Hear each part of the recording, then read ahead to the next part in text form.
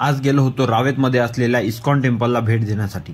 बोलो जुबा केसरीचा इशारा करून मी आणि माझी 2 अनोळखी मित्र निघालो गच्च भरलेल्या बसमध्ये धक्के खात मुकाई चौकाकडे। मुकाई चौकात आम्ही एवढा कॉन्फिडन्सनं पोहोचलो की आम्हाला वाटलं मंदिर जवळच आहे, पण तिथे गेल्यावर माहिती पडलं की मंदिर इथून 2.5 किलोमीटर दूर आहे। तर मग आम्ही आता काय करावं म्हणून एक ऑटो बुक केला। 100 रुपये सांगणाऱ्या रिक्षावाल्याने रवीला घाबरून 50 रुपयातच आम्हाला इथपर्यंत सोडलं। इथं आल्यावर आम्हाला सगळ्यात पहिले खूप गर्दी पाहायला मिळाली, पण मंदिर खूप छान होतं। मंदिराच्या बाहेरच श्री विष्णूंचं छान अशी मूर्ती होती। बाहेरच घंटेसमोर नरसिंहदेवाची एक छान अशी खूप मोठी पेंटिंग लावलेली होती।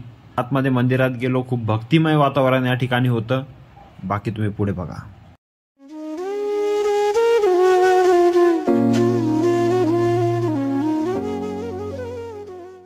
या मंदिरात सतत भजनं सुरू असतात। बरेचसे लोक या ठिकाणी भजनाचा आनंद घेत बसले होते।